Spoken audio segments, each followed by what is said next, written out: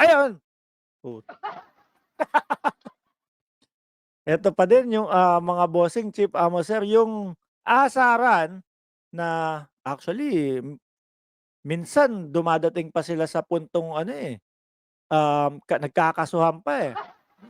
Yung asarang Attorney Topacio at itong si pangalan nito, si Rowena Guanzon na hanggang ngayon, eh, hindi pa din nakakaupo bilang congresswoman, pinost ni Attorney Topacio, ayan, dun sa kanyang mismong page ng kanyang Twitter.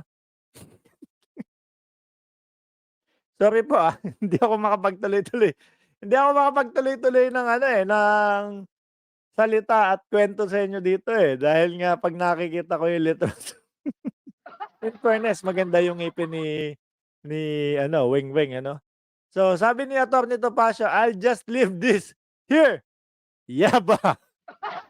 So ngayon siyempre, eh, alam niyo naman po, madaming mga pinklawan din sa Twitter. Hindi puwedeng hindi nila ipagtatanggol si si Mama Bing nila.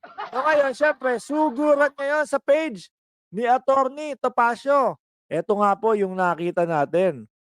Sabi eto namang si Benj, sabi ni Benj, basa tayo ng comment, Eto yung komento na 'to is doon sa ilalim nung picture ni Weng-Weng 'no, na ipinost ni Attorney Topacio. Sabi ni Benj, "Ano ba 'yan, nagmemeryenda ako." Eh, paano ba naman makakita ka biglang asan ba biglang eto, habang kumakain ka, ano ano kayo comment niyo kapag nakita niyo 'yan habang kumakain, ano ang gagawin niyo o ano ang magiging reaksyon niyo? "Di lang nakainom ng gamot." O hindi ako may sabi niyan, ayan, nakikita niyo yung mga post. Bagong beast fighter ng mga Bozanian. Oh,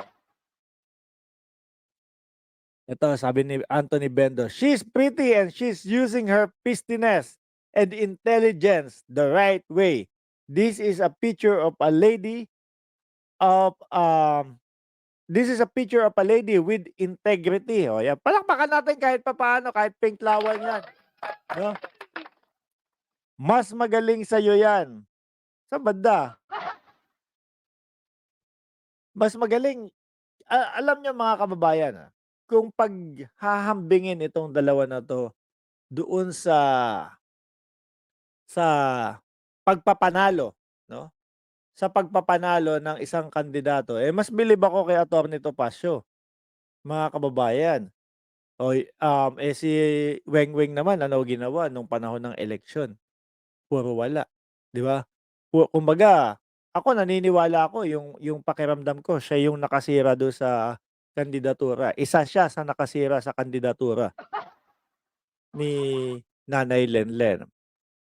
Eh, si Attorney Topacio naman po, eh, kumbaga malinis lang na ano, nangaasar sa mga pinklawan pero hindi yung kung ano-anong sinasabi na paninira. Naka-focus lang 'no, doon sa pag-aano, pag-aano tawag dun? Pangangampanya para kay PBBM. Hunter Biden, hinahanap pa rin ata niya yung gagambol, ano yun?